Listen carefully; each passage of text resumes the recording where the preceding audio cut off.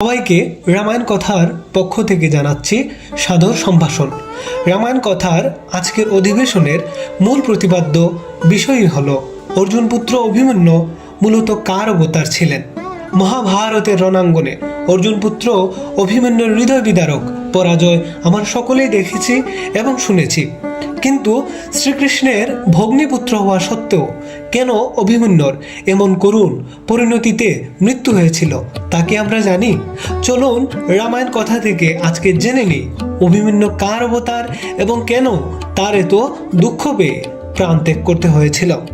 পুরাণ শাস্ত্রে কথিত রয়েছে যে চন্দ্রদেব জানতে পারলেন পরমেশ্বর ভগবান শ্রীকৃষ্ণ পৃথিবীতে মানব লীলায় অবতীর্ণ হবেন, তাই চন্দ্রদেবও ভাবলেন মানব বেশে এই অবতারে অবতারিত হবেন।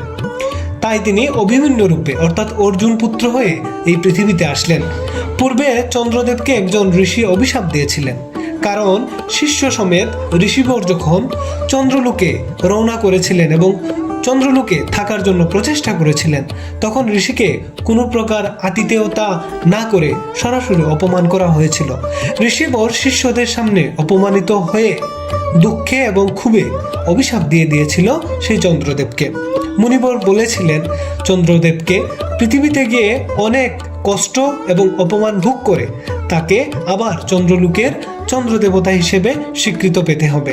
তাই মূলত মানব অবতারে এসে অভিমন্যু এত কষ্ট ভোগ করেছিল এবং এত করুণ পরিণতিতে তার মহাভারতের রণাঙ্গনে মৃত্যু হয়েছিল। তো রামায়ণ তথা ধর্মীয় এমন অজানা প্রসঙ্গগুলো জানতে চ্যানেলটির সঙ্গেই থাকুন এবং চ্যানেলটিকে সাবস্ক্রাইব করুন। আবারও দেখা হবে ধর্মীয় কোনো অজানা তথ্য নিয়ে।